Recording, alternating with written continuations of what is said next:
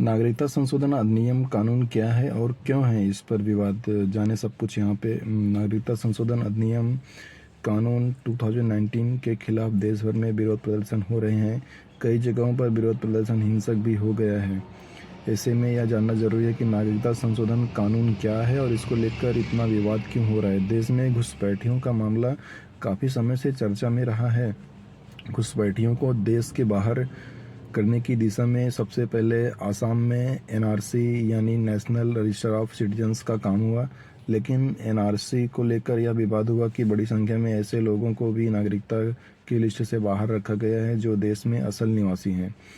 ऐसे लोगों के समाधान के लिए सरकार ने नागरिकता कानून 2019 बनाया, जिसको लेकर देश में विरोध हो रहा है। क्या है नागरिकता संशोधन कानून 2019? नागरिकता संशोधन कानून 2019 में अफगानिस्तान, बांग्लादेश और पाकिस्तान से आए हिंदू, सिख, बौद्ध, जैन, पारसी और क्रिश्चियन धर्मों के प्रवासियों के लिए नागरिकता के नियम को आसान बनाया गया है।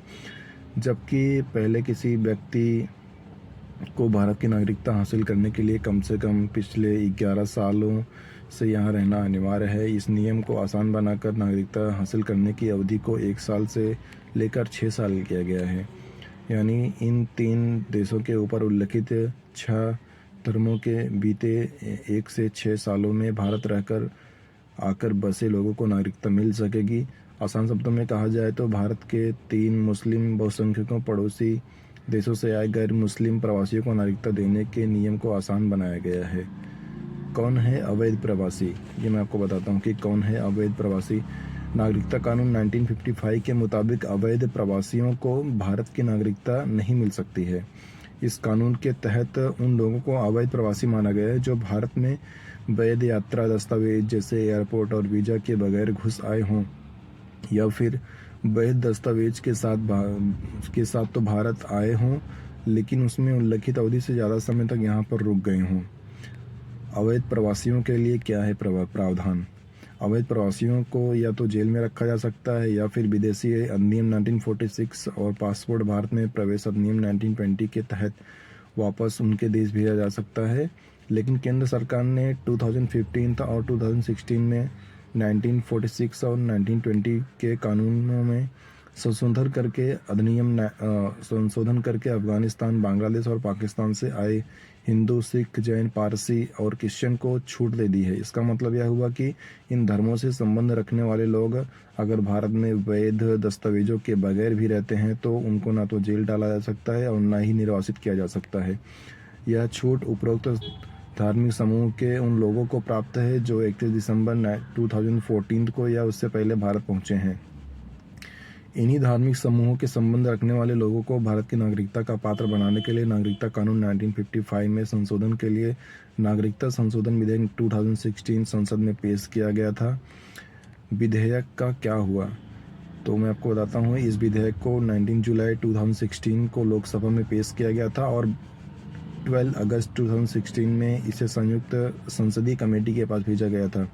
कमेटी ने 7 जनवरी 2019 को अपनी रिपोर्ट सौंपी। उसके बाद अगले दिन यानी 8 जनवरी 2019 को विधेयक में लोकसभा में पास किया गया, लेकिन उस समय राज्यसभा में यह विधेयक पेश नहीं हो पाया था। इस विधेयक को शीतकालीन सत्र में सरकार की फिर से नए सिरे से पेश करने की तैयारी है। अब फिर से संसद में दोनों सदनों के पास होने के बाद ही यह कानून बन पाएगा। फिर दोनों सदनों ने पास करने की ज़रूरत क्यों? संसदीय प्रक्रियाओं के नियम के मुताबिक अगर कोई विधेयक लोकसभा में पास हो जाता है तो लेकिन राज्यसभा के पास नहीं हो पाता तो लोकसभा और का कार्यकाल समाप्त हो जाता है, तो यह विधेयक निष्प्रभावी हो जाता है। यानी उसको फिर से दोनों सदनों के इसमें पास कराना होगा। वहीं राज्य सभा से संबंधित नियम अलग हैं। अगर कई विधेयक राज्यसभा से लंबित हों और लोकसभा के पास नहीं हो पाता तो लोकसभा भंग हो चुकी है, तो यह विधेयक निष्प्रभावी हो जाता है। चूंकि यह विधेयक राज्यसभा से पास नहीं हो पाता था और इसी बीच 16वीं लोकसभा का कार्यकाल समाप्त हो गया है, इसलिए इस विधेयक को फिर से दोनों सदन में पास कराना पड़ा। राष्ट्रपति के हस्ताक्षर के बाद यह कानून बन गया।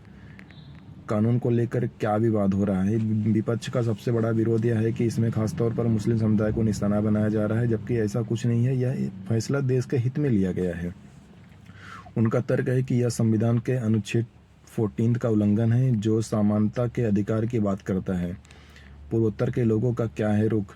मैं आपको बता दूं, पूर्वोत्तर क्षेत्र के एक बड़े वर्ग का कहना है कि अगर नागरिकता संशोधन कानून 2019 को लागू किया जाता है तो पूर्वोत्तर के मूल लोगों के सामने पहचान और आजीविका का संकट पैदा हो जाएगा।